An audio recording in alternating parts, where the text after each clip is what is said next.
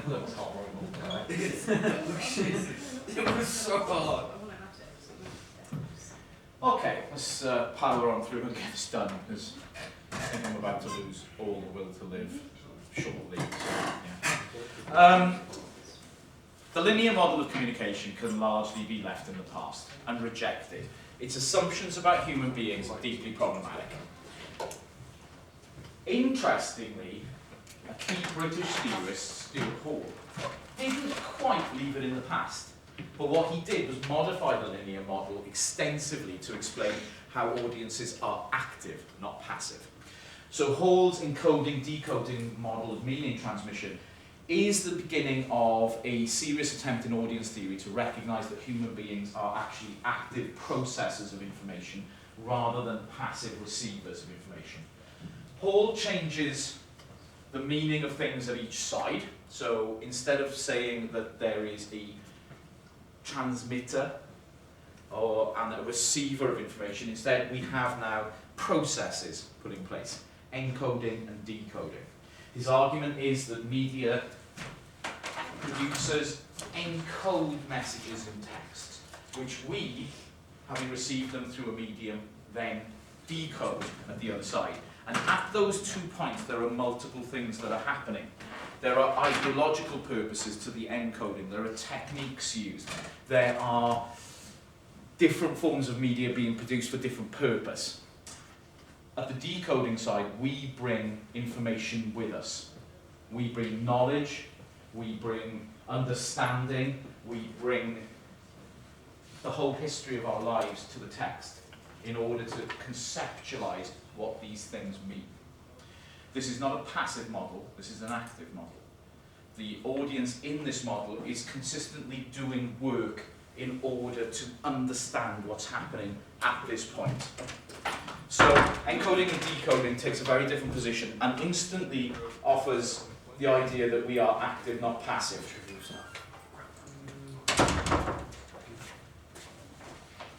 Because of this, Hall proposes that there are 3 different ways that we actually receive information as decoders. There is preferred reading, oppositional reading, and negotiated reading. A preferred reading, as Hall says, we accept or affirm the hegemonic order. What Hall is referring to here is basically, we agree. We look at the content of the message and the ideological function of the message, and we will agree with that. So, to use pejorative terms, a Karen or a gammon, right?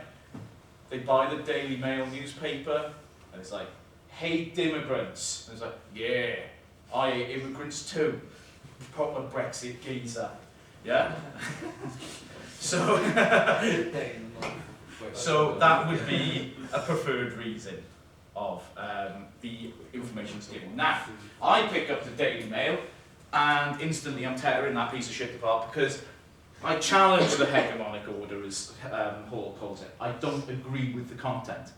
Instead, I'm arguing directly against what's being said in this. That's called an oppositional reading. But most readings actually are of this form of negotiated reading. That we agree with some of the things in it, and maybe we disagree with some other things, and we will challenge some points, but we will also, happily go along with some points as well. It's like when you go and watch a movie, and you kind of enjoy it, but you think, I had a couple of problems with this. That would be a classically sort of negotiated reading of a text.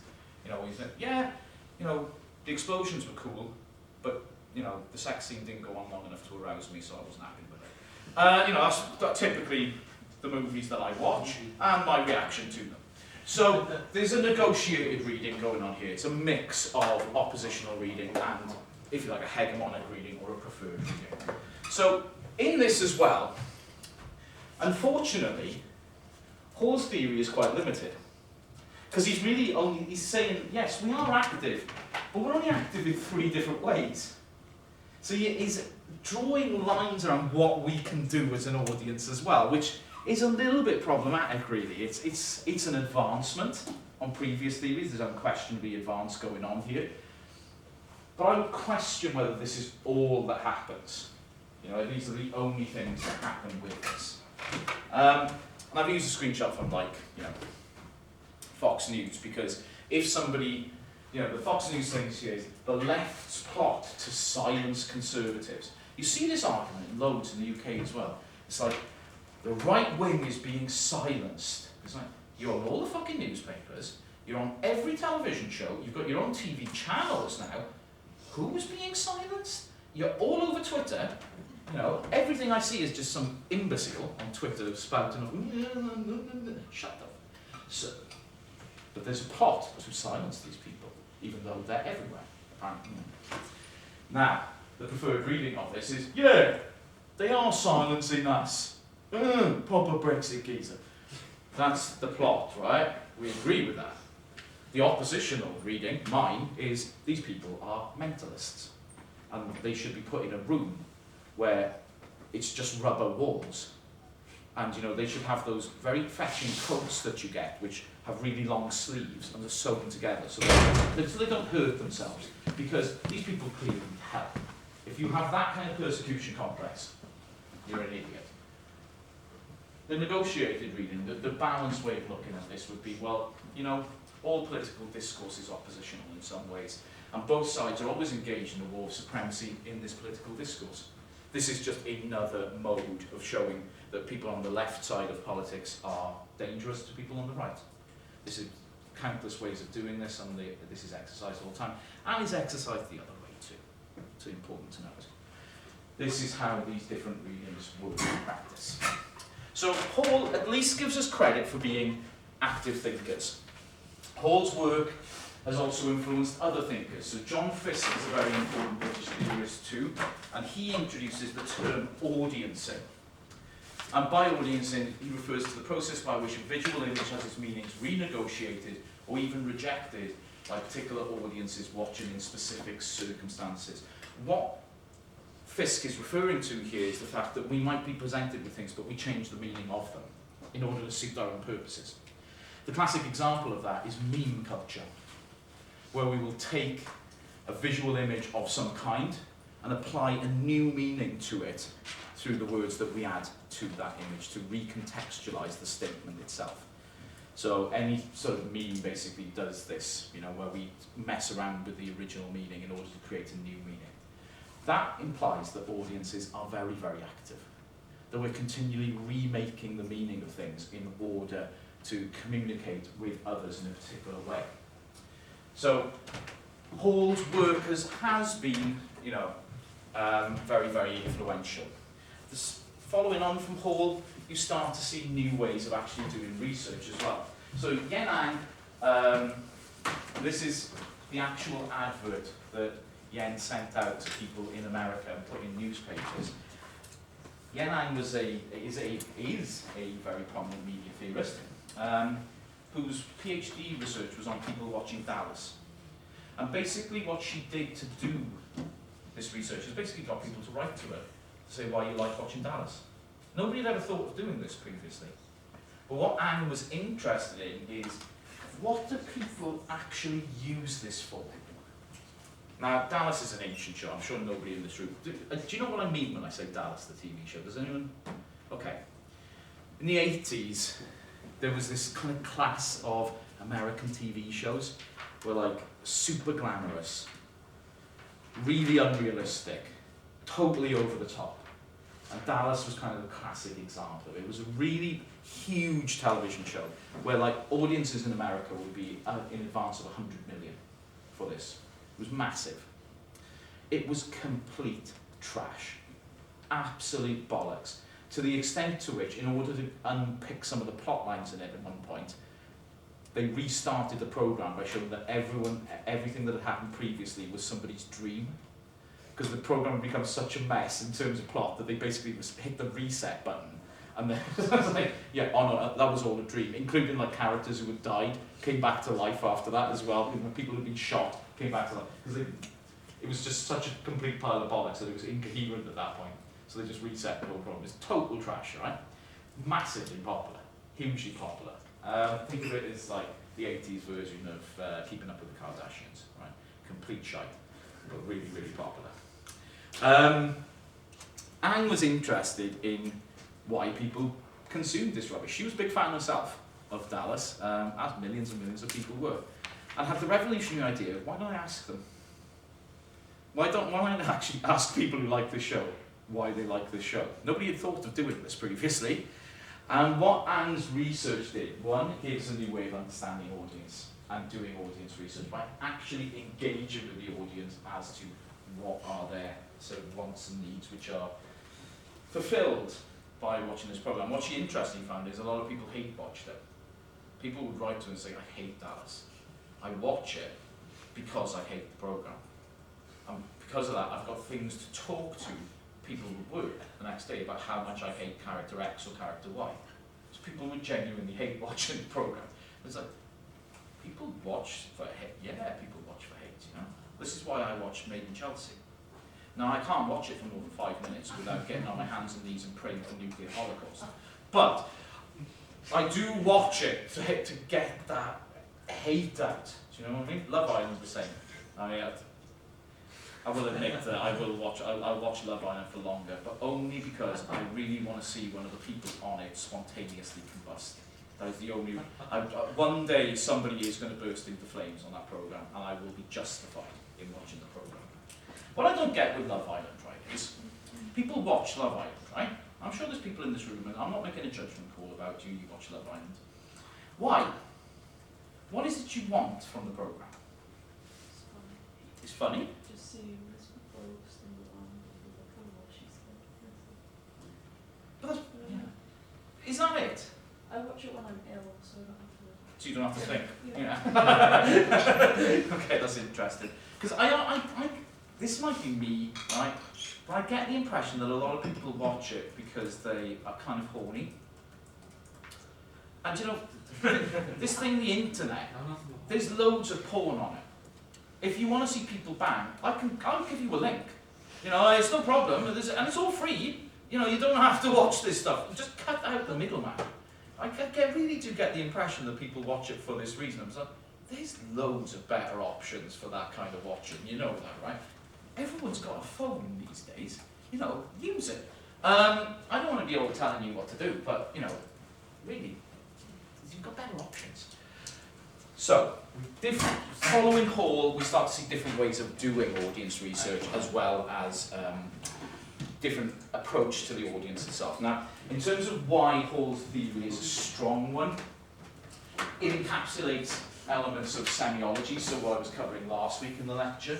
Hall brings elements of semiology and ideology into this. He also brings along Gramsci's idea of hegemony as well, and how media is a site of contestation. He emphasises the empowerment of audiences. He emphasises reception, us, as the most important thing. Not the message, not the sender, not the medium, but us. We are the important thing in terms of how audiences act. And when you say that, you think, yeah, well, of course. But no theory previous to that actually put that importance on people. And emphasises the possibility of opposition as well. Hate watching emphasises that this is a thing. We've covered Gramsci in detail, so I'm going to skip over that. But it's important to note that Hall's theory is now outdated. It's important to note because you will have lectures by other lecturers in your degree who won't make this argument. They will instead tell you that Hall's theory is still important. It is. But it's important to note that it is also about broadcast mass medium communications, which largely now, they still exist, but they're becoming less and less important as time goes on, as we live in a new media landscape.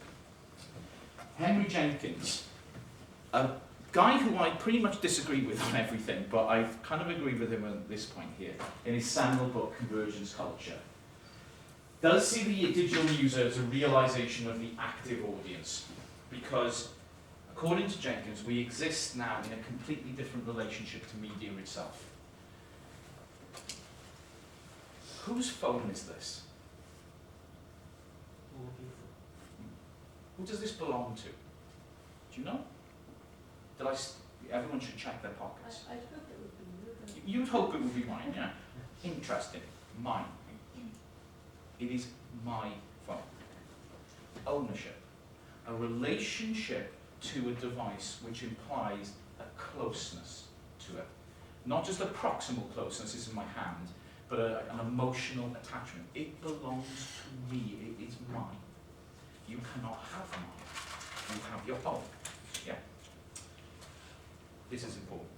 Might not sound like much, but this is very, very important. Our relationship to our devices. If I steal Ash's phone, Ash is going to get really antsy in about 2 minutes' time, right?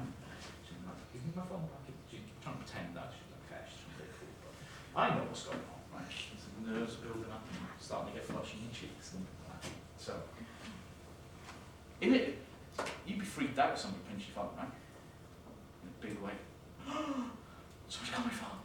Somebody's going to realise what a dark person I am. You know, they're going to look at my browsing history and think, holy shit. You know, my God, they're going to look at who I actually follow on Instagram or my shadow Instagram account and think, damn. So yeah, we freak out, you know. Imagine if your parents got to see your phone. Ooh, that would be painful, wouldn't it? Holy crap, you'd be embarrassed. It doesn't matter, everyone would be. I'm not giving my mother my phone, that's for fucking sure. She disowned me. So, our relationship now is completely different to the technologies we had in the past. And what Jenkins emphasises here is that that relationship involves continual usage and continual usage to communicate. Our modes of communication have changed. You know, it's interesting that we still call it a phone. Who uses it as a phone? I don't know. I phone one person, my mother. That's it. I don't even speak to my dad on the phone. He texts. You know, he's not very good at it, but he does. He gives it a go anyway. But that's literally the only. If you look at my phone log, that's it. I don't actually speak to any other people, and the doctors as well, because you know they for some reason still exist in the 1980s. Also, I mean, what the hell is wrong with medical doctors? They're so backwards. It's like, give me my fucking Ritalin, you know, please. So, yeah, as you can tell, I've run out of pills. I'm a little bit antsy this week, right? So, continual usage, and what Jenkins importantly notes is that usage doesn't just involve consumption, it involves production. We are always doing more than just consuming media now, we are also producing media. Be that something that you might not even consider media production, like sending a snap. Well, that's creating a media text for others to receive in order for a meaning to be decoded from it. That is media production. You are creating media text for a specific purpose. Put something on Instagram, you are doing the same thing. If you tweet something, you are doing the same thing.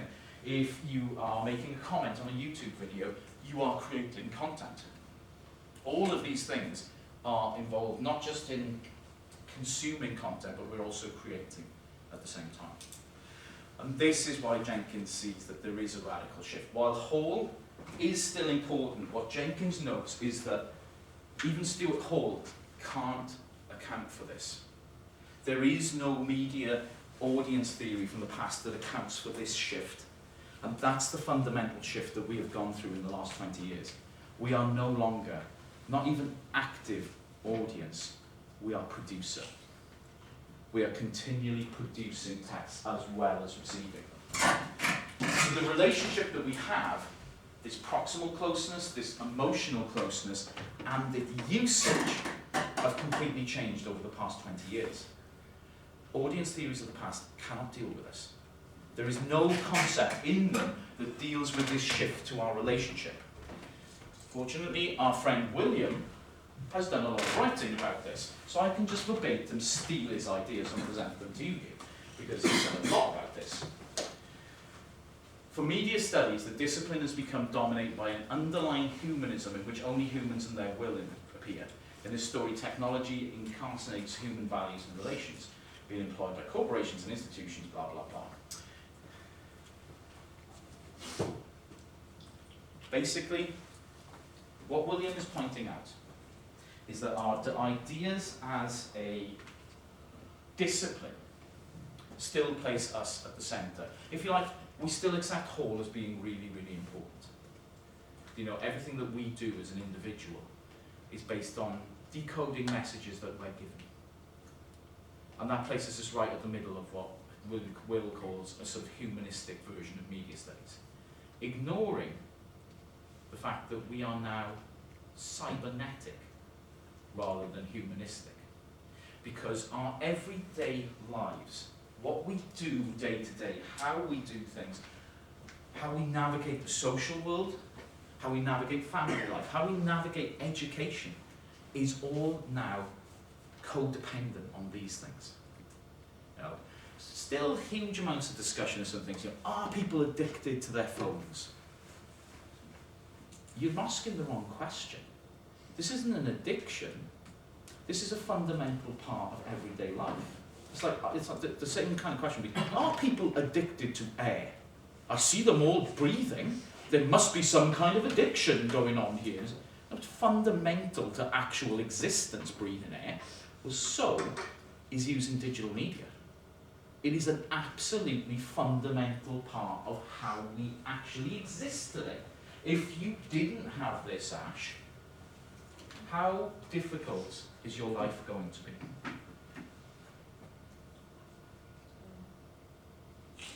The answer is very. How are you going to get anything done?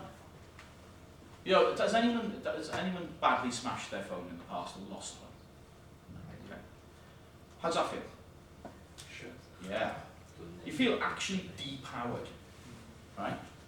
I've only smashed one phone ever. I smashed the screen once, so it was an hour without it. Even that hour was a bit antsy. It was like, oh no, I'm going to check my emails. I'm going to check my messages. I'm going to, you know, read news about the swans on Twitter. I'm missing out. I fear I'm missing out. Well, the reason for that is because these things are absolutely fundamental. How are you going to navigate uni without digital devices? It's impossible. Everything's on fucking canvas. We make a direct assumption that you are doing this stuff all the time. That is the assumption the university makes. When the pandemic came along, right, and we had to switch everything very, very quickly to online teaching, the university never actually asked whether people could do online teaching, whether students had the equipment to do this. They just assumed that it was. Now what we had, unfortunately, was some students who were trying to write essays on phones because they didn't have computers. That's a reality. You know, some people, not everyone has a device like this. Not everyone has, you know, a nice laptop like you guys have got. But the university the university literally did not think this was going to be a problem. There was no concept of this being an issue. Because just as most of us would assume, yeah, we'll switch to online learning, it's fine. Hang on a minute, no, it's not for everyone. But we instantly assume, because it's our experience, that it is the same for everyone else. The point here is that the digital devices have become absolutely fundamental to just about everything that you will ever need to do.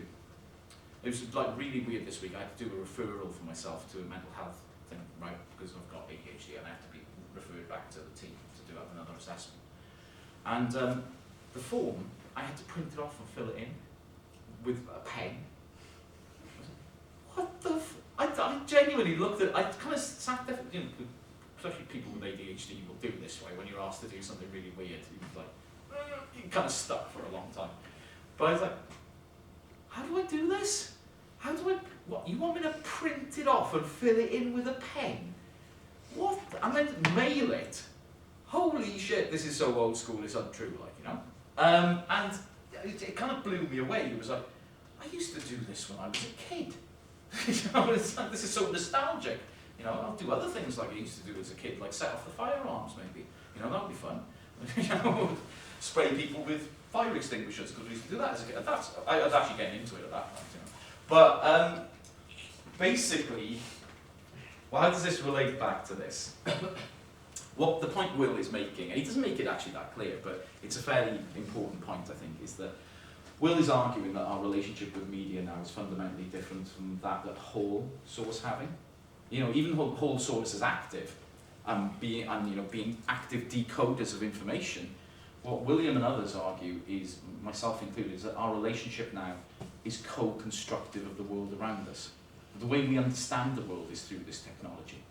We literally gain our perspective and understanding through how we use digital devices. that is much more fundamental. So as Will's point is, media studies is still too much now about people following Stuart Hall and not enough about media itself. And when we think about contemporary audiences, we should ask ourselves, do we even watch things now? I don't. I mean, I do.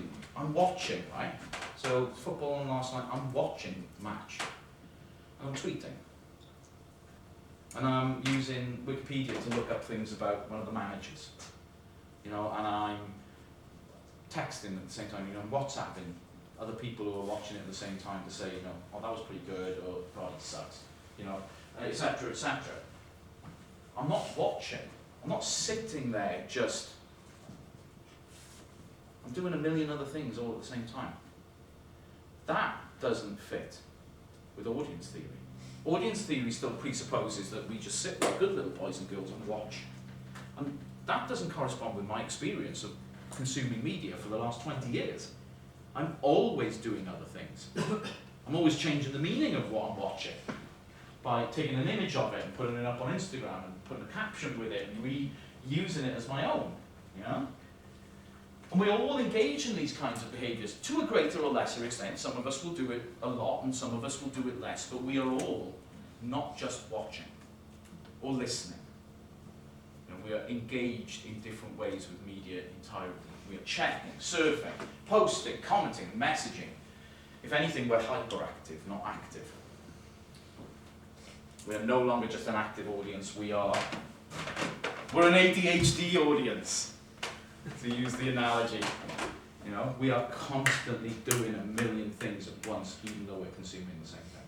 I can't watch a film without being on my phone. I just can't do it anymore. I can't put Netflix on, put a film on. It's like, sit there for an hour and a half watching this film. It's just never going to happen. You know, I'm constantly looking, ooh, is that woman there? I've seen her in something. Look up the film's Wikipedia page, go to the cast, press it, and say, oh yeah, that thing. Oh, I remember that programme.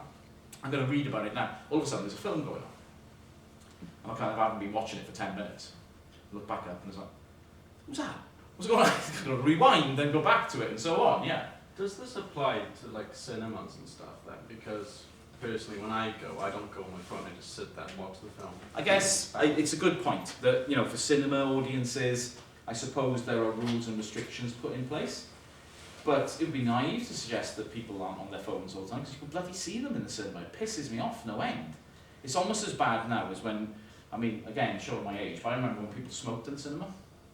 And I haven't got a problem with people smoking, right? But the problem I have with it is, because the cinema's dark, it would mess with the atmosphere, because you see this like bright red thing glowing, and the dark bit of it disappears for a while, so you're not watching the film in the same way. That's why it pissed me off. It's the same thing with people with phones. I haven't really got a problem with people texting someone in a film, but what pisses me off is the light messes with the way that I can see the film. It kind of interrupts what I'm doing and it breaks my focus and attention, right? But I guess the cinema experience is one which we're still supposed to have just the watch. What I would say and suggest is, we do that for that period of time, and what do we do straight afterwards? Review it. Yeah. Or, you know, sort of go on WhatsApp and say, oh, I just went to see this, it was awesome, or I went to see this, it was terrible. You know, we're instantly back into this kind of behaviour straight away afterwards. You know? So, I think the constraints that the cinema puts on us as an audience are interested in that way. It's no surprise to me that cinema numbers haven't really recovered after the pandemic, because I think everyone got used to not doing that. And now, less and less people, fewer people I should say, are finding it an attractive thing to do, to sit for like 2 hours just in front of one thing. I don't think that's an accident. I think people got used to consuming in a particular way, and it's quite actually a bit of a challenge to go back to that old way of consumption. You know? But I still think we're probably, even in a cinema situation, we are quite hyperactive. Now, Will's paper of 2014 is really interesting on this, I think. I've given a link to it on the campus. In this paper that Will published for Cultural Politics, I think was the journal, Will argues that there is no such thing as simple or active audiences anymore. Now we have diffuse audiences. The point he's making really is that the word audience is not important at all anymore. A diffuse audience is kind of, an oxymoron. Audience suggests everyone's doing the same thing. You can't really be diffused and being an audience. So he's kind of making a play on words that it doesn't really exist. For Will, the technology that we now use means that we're not an audience anymore. We're a diffused group of users instead of being audience members. And he calls that shift from media to media, emphasizing the personalization of media experience. Me being the most important part. And my experience is always going to be different to everyone else's. I'm just looking at this slide. I have no idea what that image is doing there. There's no fucking anything to the content of the slide whatsoever. I'm usually pretty good with these things, but I've looked at that now and it's like, what are you trying to say here? And I do apologise, I don't really know what I'm trying to say with that. Media users today have the ability to control our experience. This is something we didn't have in the past. When I was a kid, we had the grand total of 4 television stations. But it was terrible. It was dreadful stuff, Now, I don't watch television at all, because I can watch literally anything I want at any point in time on my devices. I don't need a television anymore. Television might have hundreds of channels now, what do I care? I don't watch it anyway, because I don't need to. I can have any content I want at any point in time, ever. And nobody's going to stop me, People come up and you've got to have a subscription to this. Yeah, bitch, torrent. I don't need no subscription to anything. So I'm in complete control of my media experience. I used to go out as a teenager and spend loads of money on CDs. Each CD was probably about 15 quid. Yeah, it was a lot of money. I must have spent, I sat down and worked out one day how much money I spent on music as a teenager. And I was ballparking, but it was more than 4,000 quid. Just on CDs and singles and so on. Now, I pay $7.99 a month to Spotify for the biggest record collection anyone could ever own. Literally everything, pretty much, that's ever been recorded is on there. I can listen to anything I want, ever, that's ever been fucking done. Apart from Taylor Swift, because she's always bitching about it. But me and Taylor have got a particular relationship, and I won't go into it here. I've completely, and you guys all, you have a completely tailored media relationship to media. You consume what you consume. It might be different to your friends, might be very similar to your friends, but it is, you have been empowered to make that kind of curation of your media experience. You no longer have to be told by producers what to watch, because basically that was how media was pre-digital. Stuff was put on television or radio or something like that, and you listened. Or unless you had money, and you could buy things like albums and video cassettes and so on, and then you had some control. But that all cost a lot of money. Now it's seamless and frictionless. We can listen to anything we want, anytime. I can watch anything I want on YouTube at any point in time. I can go on TikTok and be shown morons doing fucking imbecilic things anytime I want. And I spent like an hour and a half on TikTok this morning, in bed. I my alarm went off at 7, instantly rolled over, read a couple of messages and so on, and then put TikTok on, and all of a sudden it was 8:30. I was like, I was supposed to be in work like 20 minutes ago. I haven't got out of bed yet. It's not good. It's really not good. It's the crack cocaine of social media. And just like crack cocaine, it's really moreish, but don't give it a try. More importantly than that even, we produce and share our own content as well. And we're now at the centre of our media world that mass media theory can never conceptualise, because it was never built to do that. The mass media age didn't have any of this stuff. So unsurprisingly, the theories from the mass media age cannot deal with how media is today. It's just impossible. Nobody envisaged that this is how media would develop. Therefore, there's no end to that kind of stuff, It was never envisaged in that way. Media are about us, interests, friends, relationships. They didn't used to be about those things, media. Media was about product. It was about, advertising. It was about pushing out content which was directly made in particular ways to suit particular agendas. We make our own content now. And we tailor that content accordingly. And then we consume other content.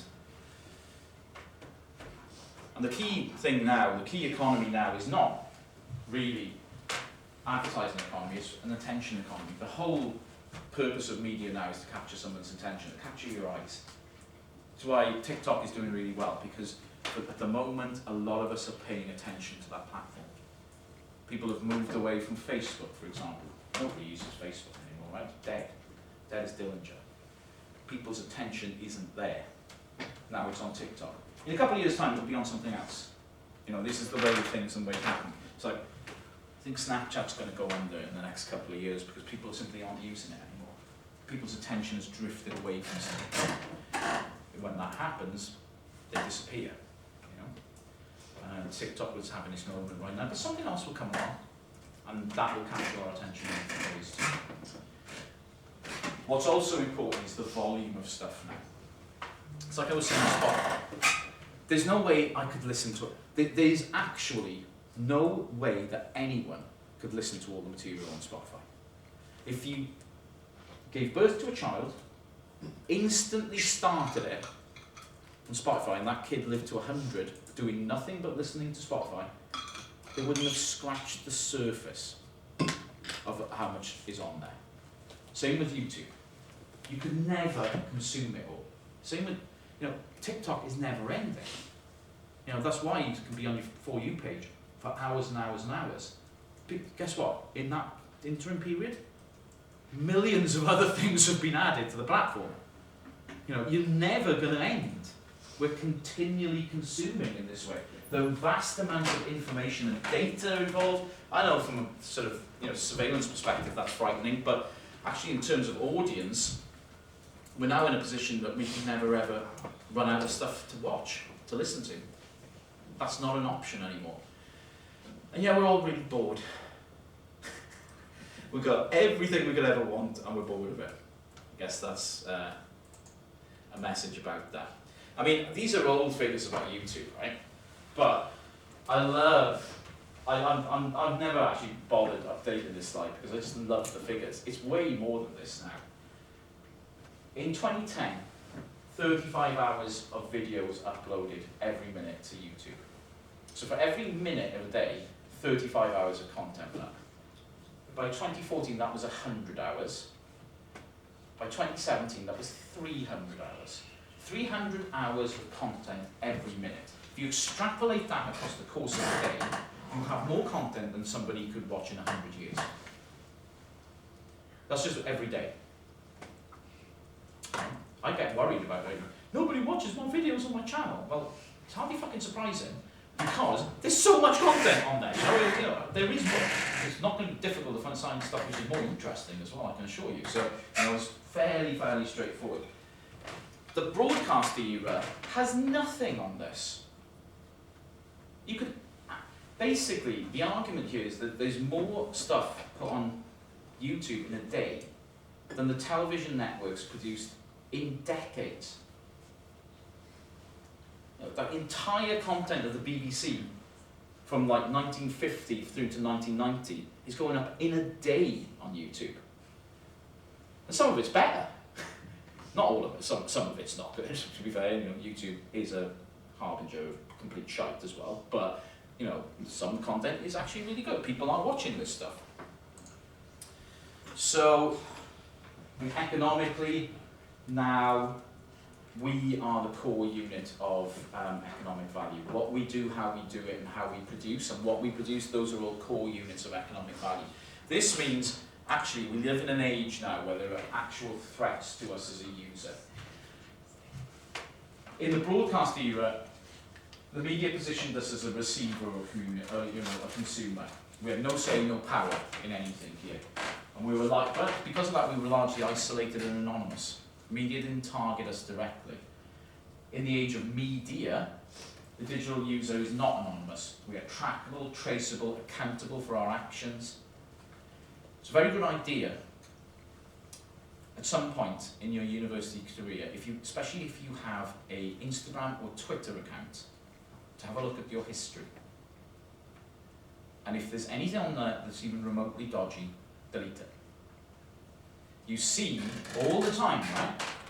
The people in the public eye, you know, when he was 16, he sent a racist tweet or something like that, career over. Yeah, this happens a lot.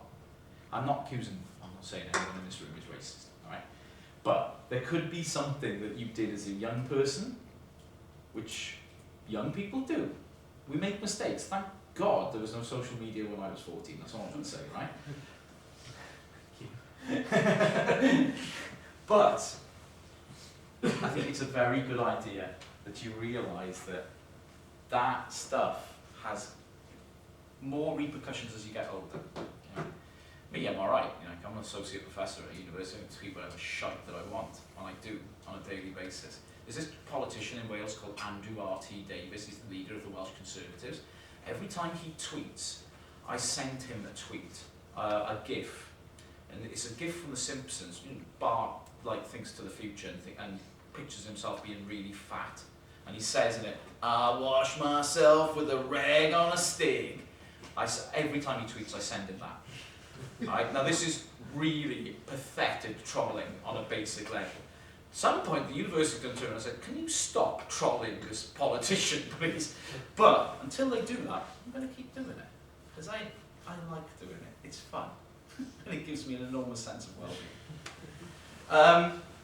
Basically, the digital user is never isolated as well. We have an always-on relationship with our media. That can be really problematic.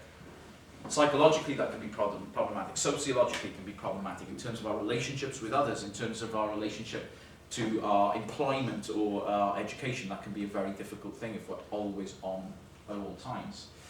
And there are also new threats which nobody ever would have envisaged, like corporate surveillance, legal threats, our legal activities, state security, cyber criminals. You know, cyber criminals are still out there. It is always a good idea. I know, I'm talking to the converted here, you all know this. Never, ever, ever put up anything online above and beyond your name.